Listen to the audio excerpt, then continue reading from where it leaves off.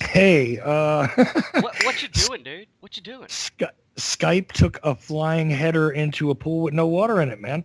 That's what happened. Yeah, and had to restart it, reset it, and all that. So, Man, thanks for opening the show. all these people were waiting for you. They get my southern voice, my southern freakish voice, and you're messing around. Man, dude, come on, man. You got to be more professional. I'm sitting here hyping you up, and you're late to your own show, Chuck. Now, this is the first time this has ever happened. You know that, right? what, what is it? What does it mean when your software goes into revolt against you?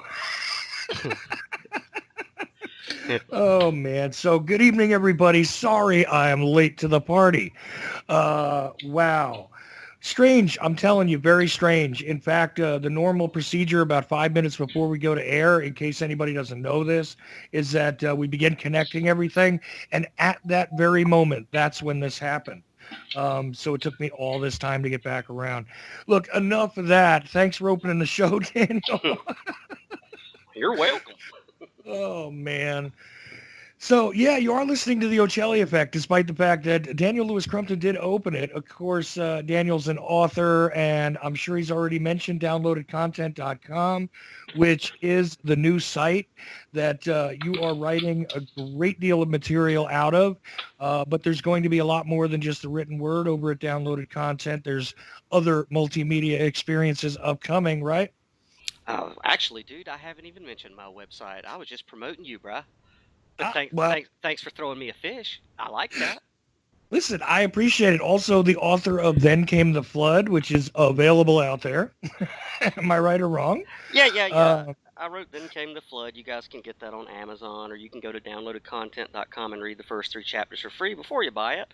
Wrote a poetry book. Not too happy with how it was put out there, so don't even worry about that one. And right now I am home based at downloadedcontent.com, which is you'd have to go to the about page to really understand it. And I have a podcast coming out the day after your documentary comes out, which is actually how I opened the show because I love ya. well, I do appreciate that. Now, here's the fun part about this documentary, guys. I have not seen it. Um, uh, Most people, when they are involved in some sort of filmmaking thing, even if they just have a segment that's being inserted into some greater documentary. They want to see their own footage. They want to know what they looked like. I'm not one of these guys. Um, I have no idea actually what you even filmed or retained or what's going in. I'm not sure. I mean, I have a general idea because I'm sort of aware of, well, when I was in your proximity and you might have had a device. But outside of that, I have no idea what's actually in this thing. I haven't seen the layout. I got a brief glimpse of what the opening might look like, and I think that's actually changed now. Mm. And of course, we all got to see this little thing you did with the credits on Facebook, which I thought was really funny. It's on YouTube now too, isn't it? Yeah, that was always been one of my life dreams is to have credits to a movie and me be every name. Yeah, every I love it though, and I made the point right away. I'm not even listed as talent in the credits. Thank you, but every name there, and I mean it's just funny. You got to watch it because it's like costume design, boom mic operator, etc. Everything, kind of Yeah, funny. yeah, but it was true. It was true. But No, no, as a yeah, matter of fact, I'll tell you because what I was telling your audience before you came on is that this was, for me and you, it was a real bonding experience because you stayed with me for a little bit, and we actually, we know each other more than most people really realize, and we formed a bond that's closer than brothers. You know what I mean? And it was at a critical moment in both of our lives. So there's going to be so many behind the scenes laughs for just me and you. But at the end of those credits, I put that catering was by Shirley from Flash Foods down the street and myself. Okay, now let me tell your audience this crap. This is hilarious. Okay, there's a Flash Foods down the street. At third shift, me and Chuck, late at night, we're night owls. We have to go get coffee with these little caffeine shots called Stokes or Stocks or whatever. No, This no, one late, second. Let me just interject one thing here. In case you're from different parts of the country, a flash foods is akin to the like the 7-Eleven gas station or the Shell gas station, where you have like a little mini mart connected to. I mean, they used to have these Exxon food marts or Tiger marts, stuff like that. I think Mobile does On the Run, just to give people an idea that this is one of those co-branded experiences where you step into a C-store along with gas pumps, and that is the design of the place. And there's a pretty good amount of these flash food joints yeah, in the state of Georgia. Just for people who are sitting there going, "What the hell's the flash foods?" I wanted to put that in. Thanks. yeah, Flash Foods, yeah, it's pretty big here in the South, but it's a gas station, a 7-Eleven, whatever. But there is this older black lady that works third shift, and her name is Shirley. Okay, Yes. and I mean, I don't know about you, Chuck, but I know that every time I went in there and every time we went in there together, uh, she was just horrific. She was horrible. She was a bitter woman. I don't know what it was. I don't know if it was That's the way that we looked or, what it was. I'm not quite sure. And you know me, I mean, I've embarrassed you in public before because I'm just a character out in public. I like messing with people's heads. But it didn't work with this chick. I mean, stonewall, you're not getting through. She is not going to crack a smile. That's it. I mean, she just takes your stuff, rings you up later. You just stand there awkwardly and she stares at you or you leave. That's it. So anyway, I'm thinking about those titles last night and I'm like, you know what? About 12:02, 12:03, I go down to the Flash Foods to go get me some coffee. And I'm like, oh, this is hilarious. Shirley's working, right? And so I go in, there's no coffee. All the coffee pots are like being washed. And I got my refill cup and I'm like, ah, crap. And she goes, well, I'm washing the pots. You're just going to have to wait a minute. She's being real bitter. I was like, oh, okay, great. I got to make this chick smile. There's something. I got to do something. I got to come on and talk to Chuck about it and let him know that there's closure with her for the three of us, really, for the three of us. well, I've got my own personal stories about Shirley too, because when I went in there by myself, it's so funny, man. She's really, you're not doing the whole thing justice. Hang on. All right, please help. Because look, you're talking about this situation. I've gone in there at midnight too, when the coffee pots are being cleaned and everything else. And if you ask her more than one question, like okay, there's a couple of different kinds of coffee there. There's like a house blend, Colombian, whatever, blah. All right. So you go to get one kind or the other, and that's empty, and you say, okay, this is empty. She'll say to you, well, I'm cleaning that pot, and that's it. Like cut and dry. Not like she's even busy at the moment. She just doesn't really want to engage in the conversation. Yeah. So then, don't make the mistake of going to ask about the other pot of coffee, because it's like, well, that only refers to the Colombian. How about the house blend? And then you say to her, hey, is the house blend empty too? And she'll get angry. Yeah. Like, I just told you I was washing the coffee pots. And it's like, oh, okay. Yeah. Right. Like this is the thing. Like, I mean, don't ask a question. Yeah. She's Don't, and it's not it. And again, this is not a racial thing. I don't think. She's just bitter upset about. to be there. Yeah. Now, a funny side note. I don't know if I ever told you this, but I went to another Flash Foods. And I said, I was there at about the same time of night that Shirley's usually working. And the lady was cool with me. She was all joking with me and everything else. And I said, I go to this other Flash Foods, in Warner Robins. And there's this lady there at night, and I didn't really describe her. I just said, there's this lady there at night, and she's always in a bad mood. And I'm so glad that you're happy, because I'm dragging myself in here late at night for a reason, and you don't got to necessarily always be happy when you see somebody at work. I get that, but at least you're pleasant. I want to thank you for that. I wanted to point that out to that person that was there, letting me purchase coffee. Mhm. Right. What do you think happened, Daniel? Guess. She's gonna say, you talking about Shirley? That's exactly what she said. She Are you said, "You talking serious? about Shirley?" I said, "Yeah, I'm talking about Shirley." I said, "I didn't want to mention names, but yeah, that's exactly what I'm talking about." She's like, "Oh, I know. I heard about her." Oh I my said, God. She's crossing so, counties with her bitterness, man. That's yeah, not cool. I wanted to let you know it's not just you and me. It's not like, Okay. just Daniel and Chuck are picking on this woman or something. It's Okay. too funny. But either way, Shirley, if you're listening somehow by some strange coincidence, which I don't think you would be, but if you were, I want you to know we love you anyway. Uh, Actually, she might be, because she actually might be. No, no, no. In all seriousness, because when I was down there last night, right? She saw me come in. She's like, "Oh, it's that dude," whatever. He's gonna say something weird and awkward and whatever. So she had that whole attitude, and I was sitting there thinking I had to go sit out in the truck for a minute while she cleaned. While 45 minutes goes by and she's cleaning the coffee pots, and I come back in when I see something happening, something brewing. And I said, okay, all right, man. Just I don't know what it is, but I got to get this chick to smile. And so when I went, I put my coffee cup up there. She did the same thing. You got a flashcard? I'm like, no, it got stole. Again. And so she rang me up, and I said, hey, and it kind of broke her out of her state. I said, did you know that you're in a movie? And she says, huh? I said, you're in a movie. Did you know that? And she kind of cocked her head a little bit. She said, what you talking about?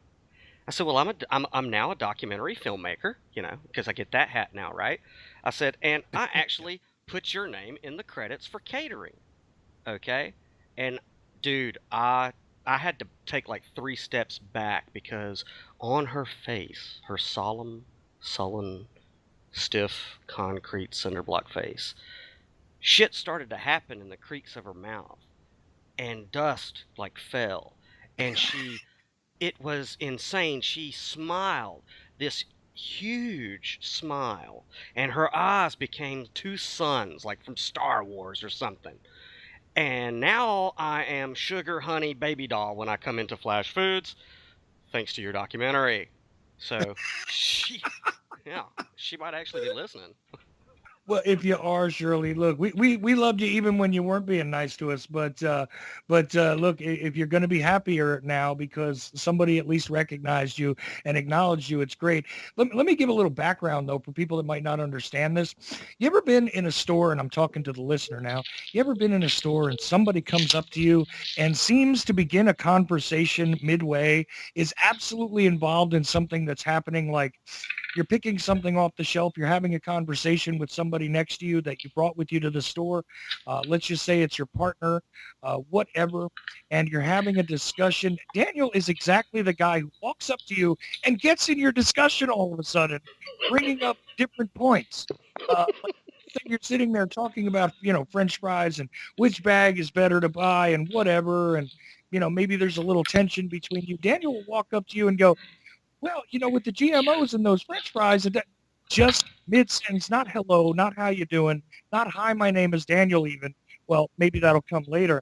But he will just sit there and interject himself, and it's really funny because I've never seen, I mean, I've seen people do this, but in the South, it's interesting because they don't have the reaction they would have in the Northeast, which would be like, who the hell are you? All right, all right, Um, all right. Okay, just for cultural clash, because having you here in Georgia was great for me, because I learned something about you Yankees. yes. And any lesser Southerner wouldn't have picked this up, but you Yankees, man, if there is one flaw, one thing wrong, one thing to condemn or say negatively, you guys will do that crap, even if it's like from God. But in that gesture is the actual compliment. Does that make any sense? I'm not following you. I'm sorry. Okay. Go ahead. All right. Explain, break it down for the Okay. Yankee. All right. Yeah. For the Yankee, for the Yankee, Chuck Ochelli, let's hypothetically say that he's been crawling across the desert for 40 days and 40 nights. He's completely dehydrated. His mouth is filled with sand. He crawls up to my feet and rasps out the word water. Okay? And so I give him this big gauntlet, this crystal pristine gauntlet of alkaline water from the highest peaks of the highest mountains, struck by the lightning of the gods. The water is so crisp, so clear.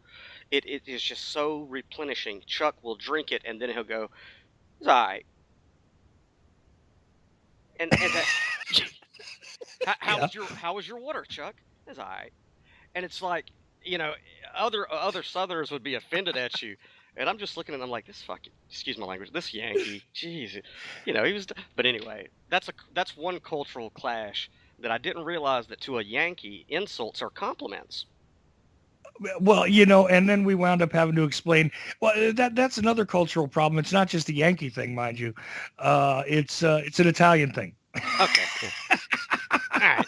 You got to remember, if you break somebody's balls, it means you actually are paying attention to them. Yeah. So you care about them. And here we go. Yeah, you heard that accent. I'm sorry. But that's the truth. If they only knew. If they only knew, which is funny because you got a piece of footage. Gee, I wonder if any of that made it in. Where it didn't. It actually didn't, man. I'm Okay. sorry. We're going to have to save that for later. What he's talking about, people, is what I call the bada bing footage, which is if you go a certain amount of time with no sleep and you're just on caffeine, you go to places. You go places. And me, him, and another person, for I don't know how long, just no drugs were involved at all. You just have to take my word for it. For I don't know how long, became Italian mobsters sitting underneath my carport, having full-on conversations and becoming these characters. It took like 2 or 3 days to break it. And you got Chuck over there, bada bing, I take him out to the back and whack him. I mean, fluent mafia. Okay. And Okay, well, and you know why? It's because I was trying to explain to you that there's a different way of communicating. This is how it started. There was a different way of communicating. Often when somebody says, here was the key phrase that I think lit it, with all due respect. mm-hmm. Okay, with all due respect is not necessarily with all due respect. But you see, And, yeah. It prefaces nonviolence or retaliation for anything that is said after that statement. Well, right. See, now we'll translate for those of you who might think that was a little too, intellectually complex. Here we go. If I'm going to insult you, and I preface it with all due respect, automatically what's implied there is not really necessarily my intent. My intent could vary. But now you've been told you're not really allowed to get too mad at this. You can't turn around and punch me in the face if I just insulted your mom. Because with all due respect, your mama's a whore. Well, whatever. Yeah. It's not necessarily that harsh, but well, maybe it is. Yeah, it was pretty harsh stuff. So it was harsh stuff, and it was interesting trying to explain this to these guys who were going, I don't understand how you can communicate that way. And so I just kind of fell into the kind of, Italianese, let's call it, and started doing this, and then everybody started following, and it was a pretty funny thing. Yeah, we had a good time doing it, and we filmed it, and the film is somewhere, and maybe one day it'll come out, but it didn't come out with Nutshell, sorry. But that's okay. But okay, so I had that cultural exchange. Now, if you want to tell the audience what happened at Walmart with the issue that you know what I'm talking about. I think it was the first time you and I went out in public together at Walmart, and there was a young black kid hitting his mom. If you want to tell them that, go ahead, because for all the Yankees, they'll get to hear the other cultural clash. Well, okay, so here you go. Again, if you're in the Northeast, you're going to say, what in the hell is he doing? But here's what happened. We go into a Walmart and we're walking around, and like Daniel just described, there's like a kid who's maybe, I don't know, 4 years old, 5 years old. Let's just imagine a 5-year-old for the sake of the discussion, standing up in a shopping cart and really, kind of interacting with his mom, and I'm not paying much attention to it. It's just part of the background noise that you shut out when you're going through the Walmart.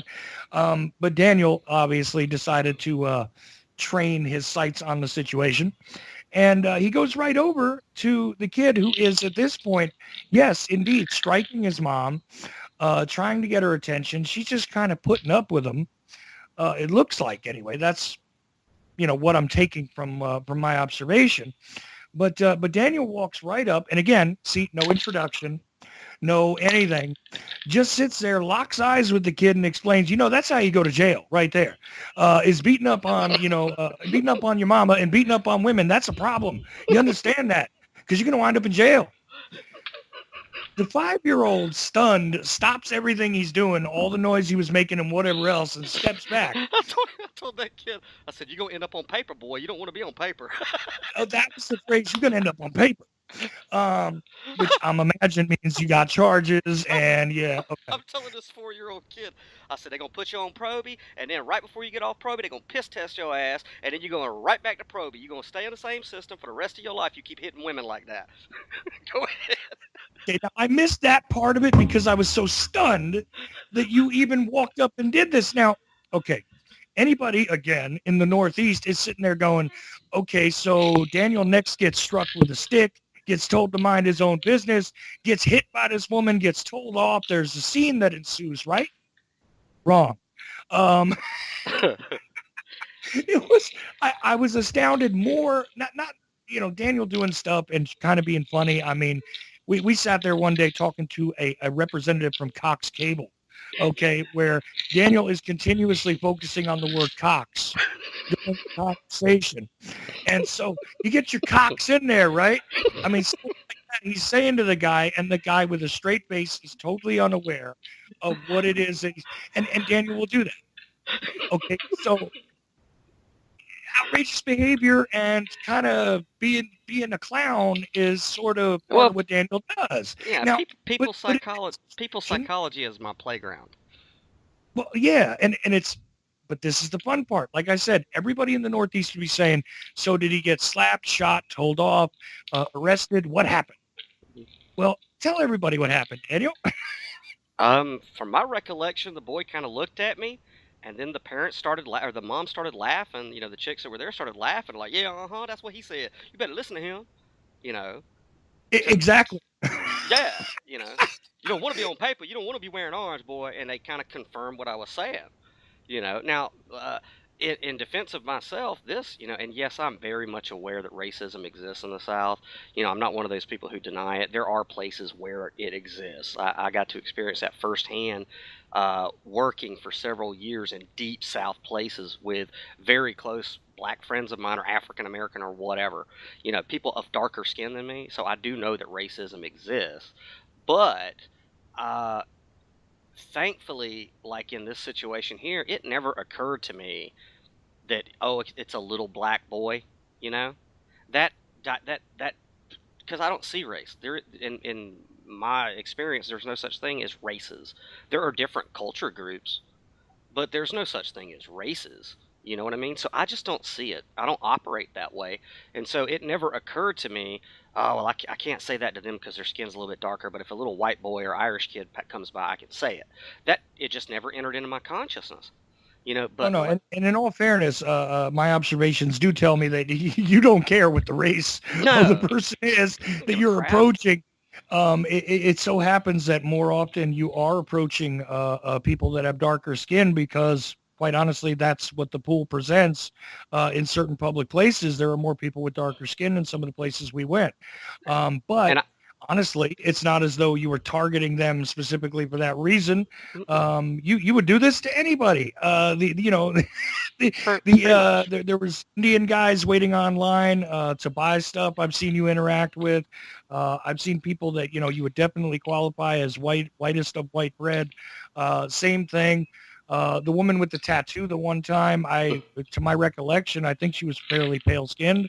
Mm-hmm. Wasn't really sure of what her ethnic background was, but I definitely would say she was not African American, black, whatever it is. So it's not as though you only approach black people. It's No. just that there is no thought given to it. That's really what's amazing to me. And again, even though the South is categorized as often categorized, I should say, as the more racist hotbed in the country and all that, if you think about it, Well, the did fact you? that we can't approach each other in the Northeast, the fact that we have that greater tension in the Northeast where, we have a self-segregation that occurs in socialization is more relevant to the conversation than anything here. Because here we are, well, in the North, we don't do that. Yeah, in the North, we don't really talk to each other much either. And when we do, it's like a very obvious, loud, noisy thing. Um, but, Yeah, I was gonna when you say. don't, I was gonna ask you because I haven't been, too much out of the South, but as a Northerner, you're here in the South now. Do you see more racism down here than you did up north? No, it takes on a different a different fate. It's got a different way of behaving. Hmm. The same thing exists. It's just that some things are more quiet here, some things are less quiet here. Hmm. There is a general, and I noted this before when I was in other southern states, that there is a greater desire to remain polite in public, which regardless of racial lines in the Northeast, that's not there. There is a higher tension level in general that in my own home area, which I actually had a bit of a withdrawal from Hmm. when I came to the South, actually, which is strange. But meanwhile, we're getting into the clash of cultures, the discussion of race, all this other odd stuff. Um, and well, it is relevant. It is absolutely relevant because the more that you interact with others and the more you discover some of the gifts they have, whether it be to throw the non-combative Molotov cocktail of socialization at people in a Walmart, or you know, Hmm. to attempt to provoke brush fires to be lit by oneself in their own minds, one way or another. There's lots of different ways to come at this, and I think a little bit of uh, a little bit of Well, natural interaction with people is something that's good to promote. So, well, here, on the whole, although it's uncomfortable to experience it with you sometimes, I gotta say it's been a good thing. So yeah. there you Oh, thank you all. I appreciate that. But one of the things that I think I know me and you off the air, and me and a lot of other people have been discussing lately is, alternative media and where it's going, and the whole concept of doom and gloom, and you know, whatever your proclivity of conspiracy theory on the final solution of how it's all supposed to end, it's typically negative in alternative media. And when me and you talk, and me and other genuine people talk, we're like, I just think that life is good, that there's a reason, just being here and experiencing life is a pretty good thing. And so it can't all be bad, right? But I know that because of the interconnectivity, especially since the internet, that we all have into, I mean, you walk into Walmart or any other place and you'll see 80% of the people there staring into their phone, completely disconnected. go. And a lot of people who used to be in my social circles were big Alex Jones guys, and they were just, it was like being in their company started to feel like pulling teeth. You know what I mean? Like we're trying to have a cup of coffee, just enjoy each other's company. It's like they're putting fluoride in the water, and Goldman Sachs, and it's just like, man, have you guys like walked to the park today and looked at a flower? There's good things to pay attention to as well. And I like, when I step outside of the virtual world and go out into the world, I like to break people's states. And everybody around where I'm at seems to be stuck in some type of a state, some predominant emotion or story or script that they think that there's no escape from. And if my goofy ass can just walk up to you while you're going through the worst period of your life and say something that makes you have a brain freeze or makes you laugh or chuckle or smile. And like, there's a quote that you said in the documentary that's going to come out, is that you change the trajectory of every single life you come in contact with, for the good, for the neutral, or for the better. And that's true. And I just like to, if I can, go out into the world with that in mind and try to set people's paths in a positive way. And if it's through me looking like an asshole, a goofball, fine. It doesn't bother me, you know. And I'm actually writing an article. I don't know if it'll be out tonight or tomorrow. It'll be called something to the effect of "Why Trump is Great for America" by a non-Trump supporter. And I said Hmm. this in another podcast. And I don't want to get into Trump, okay? Because I don't care. But and I think we've talked about it off air, uh, with politics, and because I used to be a huge political activist, and I had to hang my spurs up, man. I had to, because I saw it turning into something that's just not me. You know what I mean? Well, yeah, and here's the thing. You were definitely on board with the Ron Paul thing. You were looking at, hey, look, we need to challenge the Fed. We need to get some of these people who have obviously not been serving their constituents to answer for that. You were going to Republican meetings. Here we go, coming from the GOP side of it, but with the Ron Paul sort of concept in mind. And literally, I mean, you were an activist on things that I don't consider to be so wrapped up in the two-party system, like why the hell does my small town need an armored attack vehicle? Yeah. Things like this. Why is it that that the mayor behaves this way in public, but yet there's secret meetings? This is not good Yeah. for the town. Yeah. And No, I just want to give people a glimpse of what you're talking about when you say you were involved in politics a bit. oh yeah. Looking to affect things in a greater way, but looking at your own local situation primarily. And this is something that we often encourage people to do. But at the end of the day, and at the end of the process you went through, well, you decided to hang up your spurs. Why? Well, I mean, and like you were saying, yeah, like when the cops here in Georgia blew up a kid through a flashbang and blew the kid up, me and Patrick and some of the other cats from in the car, we were there. We would skip all over the state on a local level. But why I had it was after Oregon, really. It was after the Oregon thing, and we've talked ad nauseum about it. But I just said, uh, this whole liberty thing, this whole activism thing it's at a very critical fork in the road where it's going to go one of two ways after Oregon. And I think that at this point in my life, I need to do what, say, Thomas Paine did and be the writer. Be the guy who tells the story, because I didn't agree with everything that happened at Oregon, and I certainly don't agree with everything that's been going on with what I've been paying attention to in the liberty movement since then. And I guess basically the reason I hung my spurs up on that is because the joy of doing it went away. And if that's not there, no matter what your cause is, if there's no joy in it, you need to hang your spurs up. There are other people who are younger, more passionate, more capable, with enough joy to make you're just going to be dead weight. And so I decided to hang my spurs up, and it looks like I was right, because I stopped paying attention to the news when Donald Trump was announced a front runner for the Republican Party, a front runner. At that point, I said, "This is This is a joke. If this is not the most obvious thing to the American people, that our form of government is a frickin' game show. It is a game show. A game show host is a front runner for a conservative party, quote unquote conservative. So when they came out and said he's the front runner, I said this is going to go one of two ways. One, this is just total justification for a logical choice for Hillary Clinton. How could any right-minded person vote for Donald frickin' Trump, when you have somebody who, by comparison, is more sane than Hillary Clinton?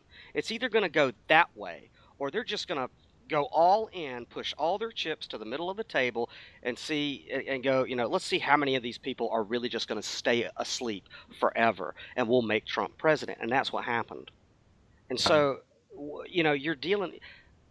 My way of revolting against the government is changing the channel, because it is a reality TV show. It really, really is. If and I do believe that we're at a critical moment in human evolution. I've always said that. But if that's really going to happen, it's got to happen at your local level. It's got to happen in your community. You start there. And everybody who's in this movement, quote unquote, or is getting out of this movement, knows that the sheriff has more power than the federal government. So it's not that difficult to get a sheriff in office that'll say, screw the federal government. We're just going to do it peacefully here, in our own local area, and we'll take care of it. That's really the solution. It's not what those other cats said on some other networks about going and getting a whole bunch of ammo boxes and taking the government by force. Oh, shut up. You just get a more violent government, douche. You know what I mean? You just Yeah. get and they think this makes some sense. We're going to overthrow them with a whole lot of violence, and then we'll be noble and just in how we rule. Get out of here, man. Get out Well, of here. that's always amazed me is anybody who encourages violence. Look, if you win in a violent contest, all you have proven is that you are the most violent, and that's what you want to be over your head, I guess, the most violent. And here we go. I think what's missing from the equation is that we need to encourage people to not only change the channel on the TV, on the device, on their, whatever, but we need to encourage them to change the channels in their minds and consider other things. You're talking about how outside of the virtual world, there's a great deal more to the planet, than sitting there and being involved in arguments and, worrying about what this guy who posted on your Facebook wall said. There's a lot more to be done. There's a lot more to experience. And if you don't, well, who do you have to blame but yourself? But if we don't start to encourage others to at least consider to take their own paths, to actually, not just look at who's the leader, who's the ruler, but be their own leaders of their own minds, Mm-hmm. then what good are we doing? That has always been my question. Yeah. Well, let me And ask. I think you just were speaking to that directly. So it's not just about the sheriff; it's about the minds of people Yeah. that need to be reached. And that's why, again, not only is it entertaining to watch what you do in public and breaking people's mindsets, but it's also a valid thing to do. I think it's absolutely necessary at this point in time, given all of the programming that is out there that people have been sucked into. So, yeah, go ahead. Yeah, I mean, laughter's the best medicine. That's why what I was getting to with Trump in this article I'm going to write, I'll summate it for you, is that basically, look, especially since 9/11, because that's the big traumatic moment for us as a nation, this country has been in a bad way, emotionally, mentally, and spiritually. It really, really has, and I get it. We're war weary. We're tired of it as a people. We really, really are. And there's been so much venom and vitriol and just horrible crap that honestly, if there's one thing that Trump's really going to do for this country is make us laugh our asses off every single day. He's gonna give Comedy Central stock is gonna go through the roof. Saturday Night Live is going to win so many Emmys because he's gonna make this country laugh again. At how big of a douchebag our president is, man. And I hate to say this, but what is it whenever you wake up and you kind of respect Vladimir Putin more than your own president? You know what I mean? What does it say about this country and this generation's mentality when Vladimir Putin is more respectable and more suave and more, leadership minded, I suppose, than your own president? The land of the free and the home of the brave.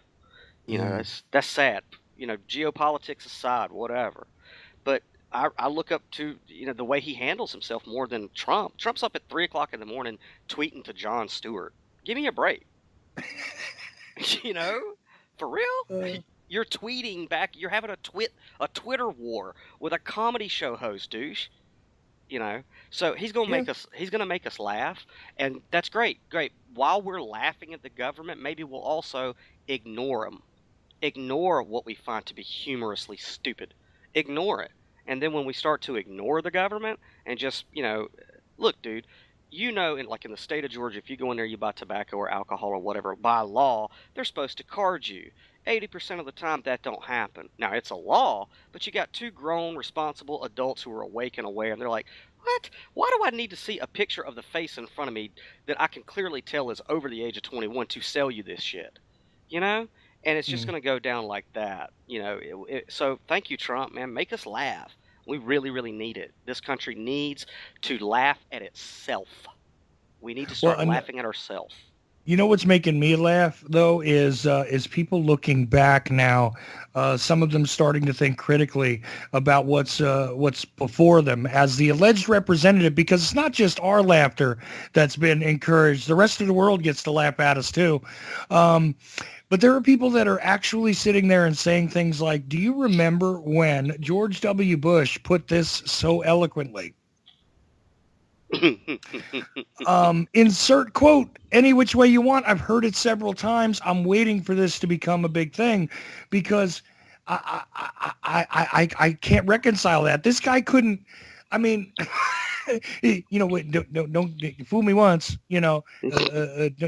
Don't get fooled again.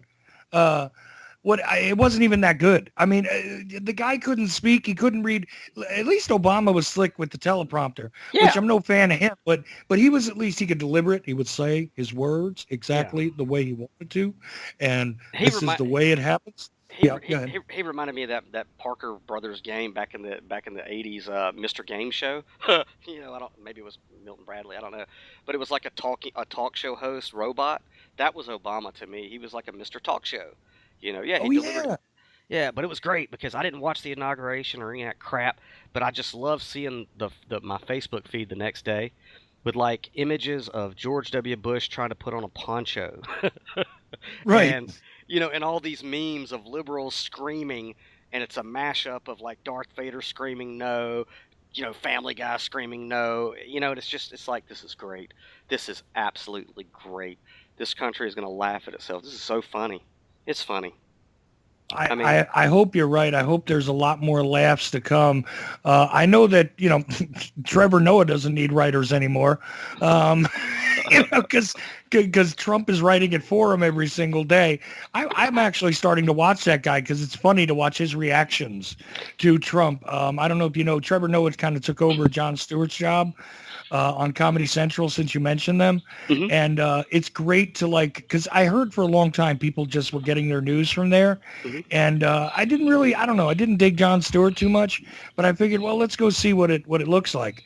And it is great. He actually probably put a couple of writers out of work because the material is being presented to you every day on Twitter. Yeah, it's So great. it's beautiful. I think this Um, Saturday Alec Baldwin's supposed to get like the whole Saturday Night Live show to just do Trump. It's great. I mean, oh, it's at nice. it's great, and you have people like Ashley Judd and my girl Scarlett Johansson flipping out. It's like it's if the Book of Revelation was going to happen, but it was a comedy, it's happening, and it's okay. So don't panic.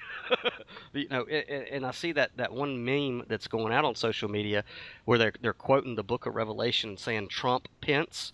The trumpets, is it the trumpets of judgment? So yeah, it's the end of the world, and you know, it's a comedy. So either start laughing or go get some ammo and see how far that'll get you. See how many bullets you can eat. You know. Yeah, I guess so. Only so many as far as I know, but every day you learn something new. It's a possibility. Daniel, we've only got 10 minutes left. I know I showed up late, but we've only got 10 minutes left. And hopefully what we talked about tonight has given people a pause for the cause when it comes to thinking for yourself and maybe taking the time to step back and laugh at some of what's happening because it is humorous. Some of it is dark humor. Some of it is just farcical, but it is humorous at its core. So I'm very glad that we can do that. I think we should. I don't know. I'm going to talk to you off the air about something. Hmm. There might need to be a comedy segment added to this show every week, and I think I'm going to have to involve you. Oh Uh, me! Yay! but before we go, is there anything else you wanted to add in these last 10 minutes or so? Yeah, man. The 14th of this month, Valentine's Day, me and Chuck are going to have to work out the logistics on how we're going to launch the documentary Nutshell. If you guys, man, it'll probably be on Ochelli.com for sure, right, Chuck? Yeah, I'm planning on making sure that there's a portal to it one way or another at the website. Not sure where it's going to be housed just yet, but that's Yeah. background stuff you don't need to know. You will see it coming very soon and worldwide. Yeah, That's for sure. it'll be out soon. It's not going to choke an elephant. It's just like 11 minutes over 1 hour. But basically, whenever we conceptualize this, I said, Chuck, give me 5 pillars of why you do what you do. Give me your philosophy in 5 pillars. And he rattled them off, and that's essentially what the documentary Nutshell covers. It shows you like I said earlier, a behind the mic look at Chuck as a human being. But it also tells you why he does what he does. And I'm course, I'm a little biased, but I enjoyed watching the documentary myself, and I felt that it really encapsulated who you are as a human being that unfortunately most of your listeners are never, ever, ever going to know. And that sucks, man. You should really go on tour because, like whenever me and you are in each other's presence, I've wrapped my arm around you just like you're my brother because you have been and you are. You're just as much family to me as anybody who's genetically connected to me. So it was an honor to actually do this documentary. So I want everybody out there, when we do launch it, watch it, give it a review, give it a thumbs up, and put it on all your social media so that more people can hear about Ochelli Effect, because I know that all of you out there are tired of these Pied Pipers leading us off the cliff to negativity, depression, and destruction, Alex Jones. So let's give Chuck a shot. Let's get this pretty well made documentary out there for people, and so that we can make Chuck a lightning rod for positive change in our minds and our souls and our bodies and our hearts, instead of I don't know, 2 hours of talking about gun barrel rifling. I don't know, you know what I mean? That's just crazy. But other than that, as far as I go, you guys can find me at downloadedcontent.com. Latest article and video that was put out was The Consequence of Sound, Letting People Screw Up. If you go to the About page, it kind of explains what my site's about. It's more or less a serial novel, so you can start there. And you can check me out on YouTube under Downloaded Content. I have a Patreon account, so I could start producing higher quality and more consistent work. Just go to patreon.com/DLC. And, of course, pick up my novel, which I have never gotten one bad review, even though I've only gotten a few reviews. But, hey, averages, right? Everybody who's ever read it loves it. So pick up Then Came the Flood. You can do that at Amazon.com, BarnesandNoble.com, all your major bookstores, or go to downloadedcontent.com, and you can read the first 3 chapters and buy it there. So that's my commercial. Chuck, I love you. I can't wait for us to let this documentary out, man. I really, really can. I think it's going to expose a whole lot of people who've been desperately waiting to hear what you've got to say and how you say it. And if you really do hold a lot back when you're on the air, Chuck, and if people only knew the depth of your intellect, your knowledge base, your compassion, and your drive to really want to make a difference with every resource that you have, if people really understood that, they would be behind you just as much as I've tried to be behind you since I was introduced to you, man. I love you, man. You're my brother, and I see great things for you every single day, man. Just stay positive.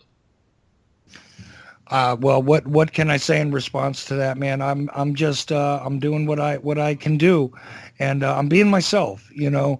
Whether people think sometimes it's a little bit of an act or whatever, but the only act here is exactly what you said, is that I do hold back some things because I'm trying to be as clear about what I'm doing as possible without being absorbed into myself. It's not about me at the end of the day. None of this is. It's about the positive change that can be affected by the efforts. And so I'm not a writer. Fine. I was a musician, and who knows, maybe I'll be a musician again. But this here is my craft, the talk show, the conversation, the revelation of that conversation. The interaction, the interconnectivity, and the encouragement of other people to do something other, not just accept the choices that have been presented to them, but to do something other, because we are capable of so much more. There is so much more potential that is not being utilized by every single person I see, and it's not their fault. They've been programmed. They've been overwhelmed so that they feel limited. But And I'm here to tell you that the limitations are an illusion. Yeah. That's what it is. And that really is something that I've tried to get at, and I appreciate all the efforts that you put in. I'm looking forward to seeing it. Still have yet to see it. I'm looking forward to seeing it only because I want to see what you did. I want to see what you did because, look, I gave you some clay. And so you're the artist who molded it, and I'm not a filmmaker either. Who knows? Maybe I'll get a little involved at some point, but I'm not a filmmaker. This is the craft I have, and this is what I'm using. And I appreciate everything you've done. And of course, you are my brother as well, as are just about everybody who decides to listen to this show, to be honest with you. My brothers, my sisters, all of you are. Whether you hate me or not, actually, you are. And that's not to belittle the situation between you and I, the relationship you and I have. You and I have a more intense relationship. Okay. And we haven't even started to talk about the metaphysical stuff.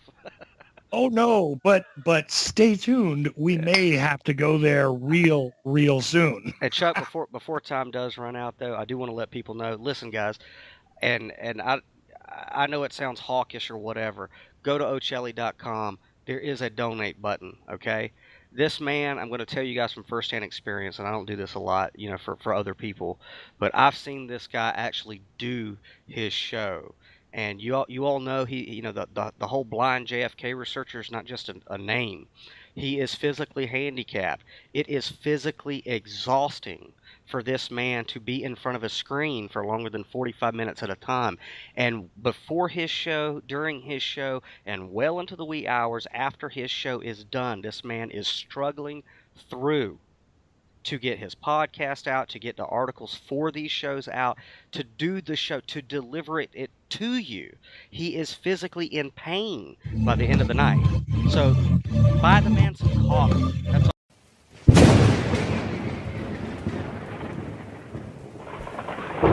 Downloaded content podcast. Download.